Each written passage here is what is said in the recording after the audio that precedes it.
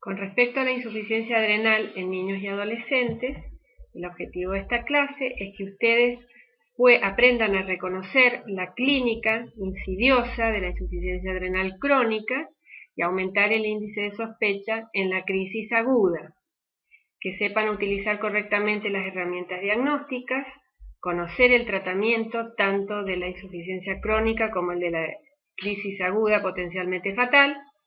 También aprender cuáles son las pautas antiestrés preventivas que deben implementarse y las recomendaciones a entregar a los pacientes y sus familiares para evitar la crisis aguda.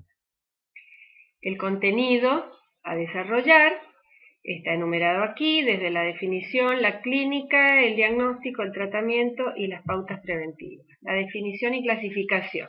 La insuficiencia suprarrenal se define como la alteración de la función adrenocortical que lleva a un fracaso en la síntesis hormonal.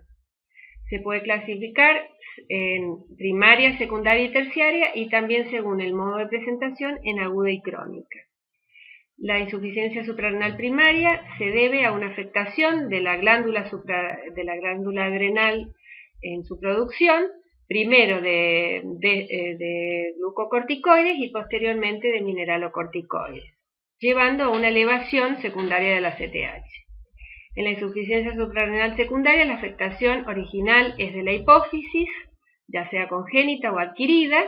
Esto lleva a una secreción deficiente de ACTH, por lo cual está afectada la producción de glucocorticoides, mientras que permanece intacta la de mineralocorticoides, ya que el sistema renina-angiotensina-aldosterona no está alterado.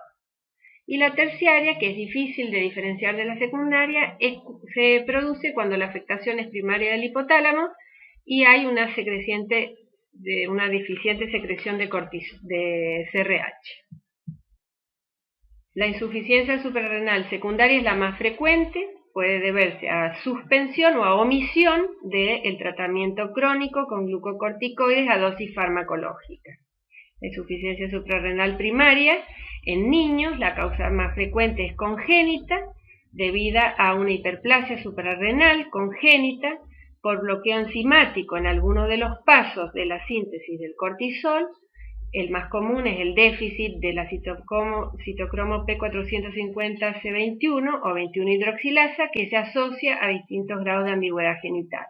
En adultos, en cambio, la más común es la causa autoinmune o enfermedad de Addison, que puede darse aislada o asociada a otras endocrinopatías autoinmunes, siendo la tuberculosis la segunda causa.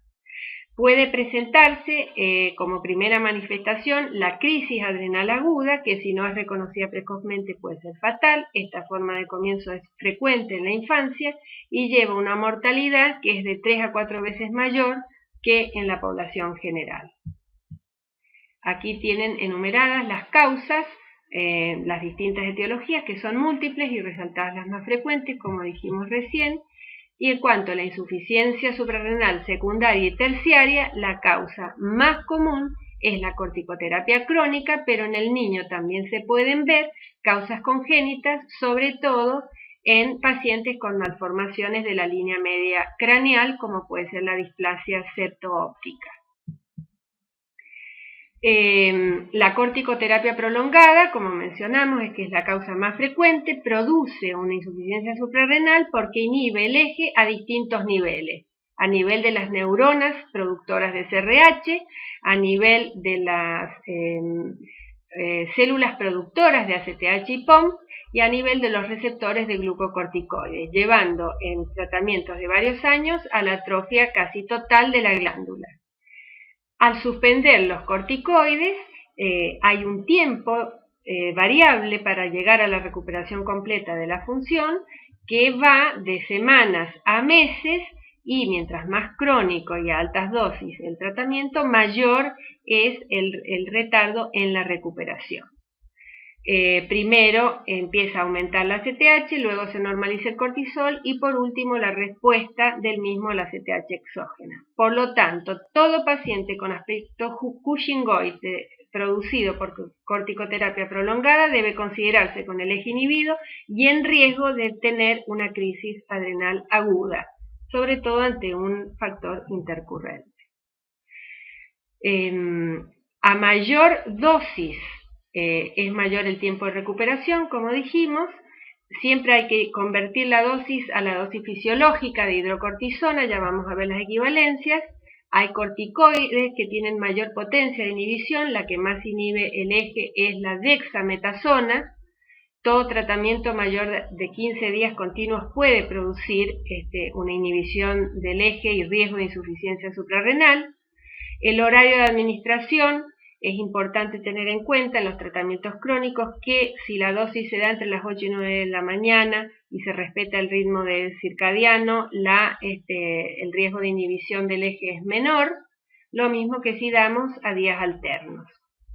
Y los corticoides de larga duración, como es la dexametasona, inhiben siempre el eje independientemente de la dosis, del horario y de la fragmentación.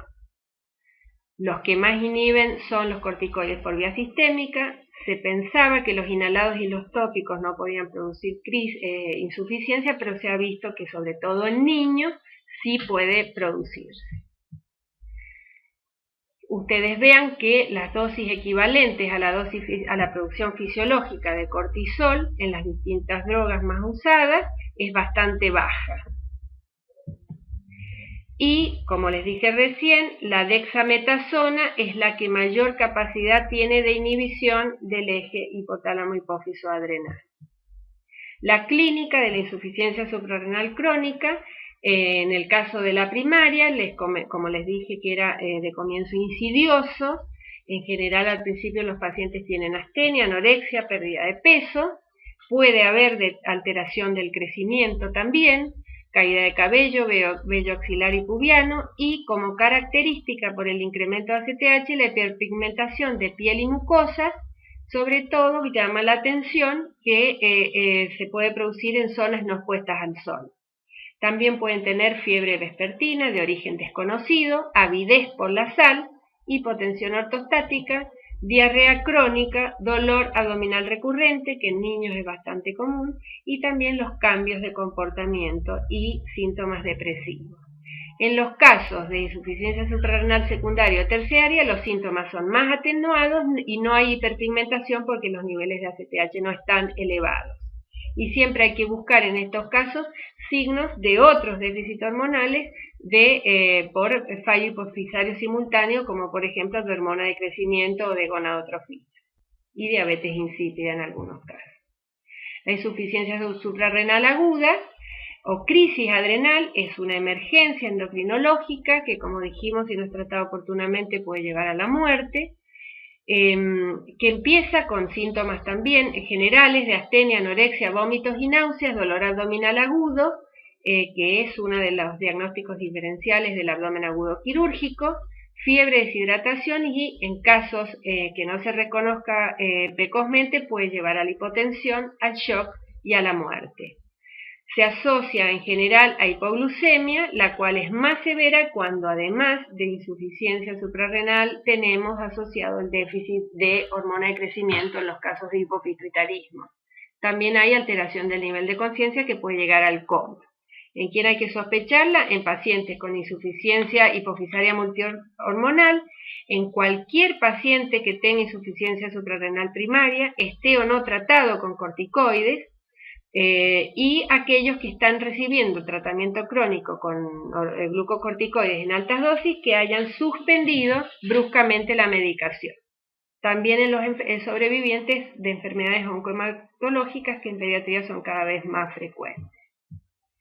Los desencadenantes de la crisis adrenal pueden ser cualquier situación que someta al paciente a un estrés psicológico o físico, como pueden ser las infecciones o intercurrencias, cirugías mayores, ayuno prolongado o en la suspensión brusca del tratamiento. También el tratamiento con fármacos que puedan afectar la función adrenal, el más conocido es el caso del ketoconazol, que es un antifúngico. Y también puede desencadenarse una crisis adrenal en aquellos pacientes con insuficiencia adrenal parcial compensada, por ejemplo, si además presenta un hipotiroidismo cuando es iniciado el tratamiento del mismo, o si además presenta un déficit de hormona de crecimiento cuando se inicia el tratamiento del mismo, con hormona de crecimiento puede desencadenar la crisis porque hay que incrementar la dosis sustitutiva de corticoides. Lo mismo ocurre en el embarazo. Para llegar al diagnóstico de insuficiencia adrenal es importante una buena anamnesis, el examen físico, con los datos antropométricos del paciente, ver bien la piel y las mucosas si están hiperpigmentadas, un examen neurológico, interrogar también sobre la patología autoinmune asociada que pudiera tener el paciente o su familia y el antecedente de patología oncohematológica o cirugías previas, sobre todo craneales o radioterapias. El laboratorio general se pide lo más común, que es el ionograma, estado ácido-base, glucemia, la función renal, buscando lo característico que sería la hiponatremia, hipercalemia, acidosis metabólica, hipoglucemia, sobre todo en los casos de crisis, aumento de la uremia de causa prerrenal por la deshidratación, anemia y la eosinofilia, que es bastante característica. Y en cuanto al laboratorio endocrinológico, se basa en pruebas basales y pruebas de estímulo, y hay que tener en cuenta que ante un paciente con síntomas sugestivos de insuficiencia suprarrenal aguda, se debe tomar una muestra de sangre en crisis para cortisol y ACTH en cualquier momento del día antes de iniciar el tratamiento con hidrocortisona, que debe ser inmediato. Ante la sospecha debe ser iniciado de inmediato. Y con respecto al laboratorio endocrinológico para llegar al diagnóstico, que la muestra se obtiene en el caso de la crisis y se analiza posteriormente, después de iniciar el tratamiento, podemos tener, si el paciente no está en crisis, una muestra basal entre las 8 y las 9 de la mañana, que como recordemos que es el momento en donde se produce el pico fisiológico de cortisol y ACTH, y en ese caso, si tenemos un cortisol matinal basal menor a 3, en 2 oportunidades, podemos confirmar la existencia de una insuficiencia suprarrenal crónica. Si es mayor a 18, sabemos que no hay insuficiencia adrenal y los valores entre 3 y 18 no son concluyentes y requieren una investigación más profunda. También tenemos, como dijimos recién, la posibilidad de las determinaciones en el momento de estrés, donde también el valor corte es el mismo. Si tenemos ante un estrés menor de 3, es confirmatorio de insuficiencia suprarrenal. Grave, si es mayor a 18 ante el estrés, descartamos la presencia de insuficiencia adrenal. 5 a 13 probable y de 13 a 18 indefinido, por lo que habría que hacer test de estímulo. En la determinación simultánea de ACTH, que debe obtenerse en una muestra plasmática refrigerada inmediatamente, o sea, obtenida con hielo, permite la diferenciación entre una insuficiencia suprarrenal primaria, porque los valores de ACTH van a estar extremadamente elevados, generalmente por encima de 100 o 200 picogramos por mililitros, diferenciándola de la secundaria, que los valores van a estar bajos, simultáneos a un cortisol sérico bajo. Y si sospechamos además la existencia de un déficit mineralocorticoide, tenemos que solicitar aldosterona y actividad renina plasmática, donde vamos a tener la aldosterona disminuida y la actividad renina plasmática elevada. Los test de estímulos son de resorte del especialista, solo se los voy a mencionar para que ustedes sepan que en los casos no concluyentes en las muestras basales se puede efectuar el test de ACTH, para buscar un pico de cortisol que debe ser mayor de 18 o el test de CRH para buscar una respuesta de ACTH. Y esto nos va a permitir diferenciar la insuficiencia suprarrenal primaria, secundaria y la terciaria. Con respecto al tratamiento, tenemos el tratamiento de la crisis, que como dijimos es una emergencia. Hay que colocar una vía endovenosa lo más precoz posible y reponer volumen con solución fisiológica. Que esto de acuerdo a la edad del paciente y al tamaño se trata según se trata cualquier deshidratación en pediatría. Hay que corregir los trastornos electrolíticos asociados y tratar la hipoglucemia si lo hubiera. Hay que iniciar la terapia con corticoides endovenosos precozmente. El corticoide de elección es la hidrocortisona, dado que es el corticoide fisiológico y tiene acción tanto gluco como mineralocorticoide. En el adulto la dosis es de 100 miligramos en bolo, seguido de 100 miligramos en día cada 6 horas. Esta es la misma dosis en adolescentes, y en niños las dosis equivalentes, que serían 25 miligramos en menores de 3 años y 50 en niños de 3 a 12. Si no podemos, por el estado de gravedad del paciente, obtener una vía endovenosa, se puede inyectar la hidrocortisona intramuscular, aunque la absorción puede ser errática. Y en crisis no se requiere la sustitución con mineralocorticoides porque, como dijimos recién, la hidrocortisona a dosis altas tiene acción mineralocorticoide per se.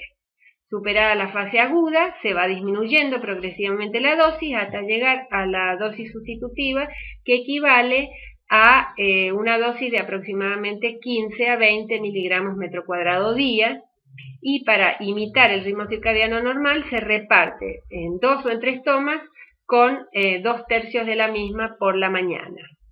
Y en los casos en que haya déficit de mineralocorticoides también se agrega 9-alfa-fluorhidrocortisona entre 50 y 100 microgramos día. Y aporte de sal, sobre todo en los estadios iniciales, cloruro de sodio extra.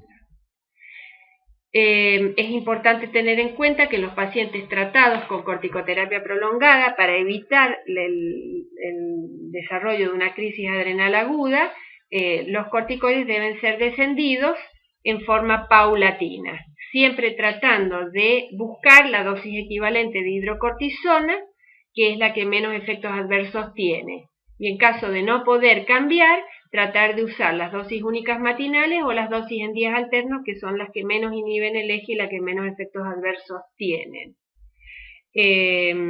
Y posteriormente a haber alcanzado la dosis fisiológica, se deben mantener las pautas antiestrés después de la suspensión durante un año, es decir, los pacientes están en riesgo de tener crisis adrenal aguda hasta un año después de la suspensión del tratamiento, ante eventos desencadenantes. Los pacientes entonces que deben recibir tratamiento con corticoides ante situaciones de estrés son aquellos que han recibido tratamiento crónico con corticoides el año anterior, pacientes con antecedentes de insuficiencia suprarrenal de cualquier etiología, y aquellos pacientes portadores de tumores celares y supracelares o que hayan sido tratados por los mismos. Ante el estrés leve, se duplica la dosis y se da la dosis sustitutiva que el paciente viene recibiendo hasta que remita el cuadro, y si no se puede dar por boca se da por vía intramuscular. Y en el estrés moderado o grave, que ya son pacientes con riesgo elevado de crisis adrenal o que están padeciendo la misma, como politraumatizados, sépticos, grandes quemados o pacientes que van sometidos a cirugías mayores, la dosis se triplica o se cuadriplica, se da por vía endovenosa, y en general las dosis son las mismas que vimos anteriormente, mayores en adolescentes y adultos y menores en la infancia. En caso de la cirugía, para prevenir en un paciente con riesgo de crisis adrenal, en un paciente que va a ser sometido a una cirugía, se debe administrar un bolo endovenoso de hidrocortisona 1 hora antes de la anestesia, después una infusión continua de corticoides durante todo el procedimiento, y luego continuar con la dosis que se va descendiendo gradualmente, como ya hemos mencionado anteriormente. Y por último, las recomendaciones para los pacientes: para evitar los casos de mortalidad por crisis adrenal aguda no diagnosticada, es importante que todo paciente en el cual se sepa que tiene una insuficiencia suprarrenal crónica, deben darse instrucciones por escrito al paciente y a su familia sobre cómo y cuándo aumentar la dosis sustitutiva de hidrocortisona, cuándo duplicar, cuándo triplicar, cuándo recurrir a una guardia, a ser atendidos, evitar que se automediquen. Deben disponer en su domicilio de una ampolla de hidrocortisona para uso intramuscular, y deben ser instruidos los padres y los pacientes mayores sobre cómo se usan.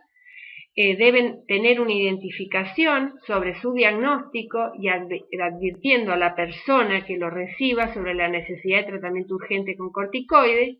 En los niños pequeños que tienen una gran tendencia a hipoglucemia, se los debe instruir sobre cómo efectuar el monitoreo de glucemia capilar y suplementos de glucosa en caso de hipoglucemia, y durante el ejercicio prolongado o extenuante se debe recomendar la ingesta frecuente de alimentos azucarados debido a la deficiencia de epinefrina que tienen los niños con insuficiencia suprarrenal, que van a disminuir o alterar la respuesta a la hipoglucemia. Y siempre inculcar a los padres que no automediquen a sus hijos y que ante las enfermedades intercurrentes consulten en busca de asistencia médica. Y siempre considerar en riesgo de insuficiencia suprarrenal a aquellos pacientes que han estado tratados con dosis farmacológicas de corticoides durante más de 2 semanas.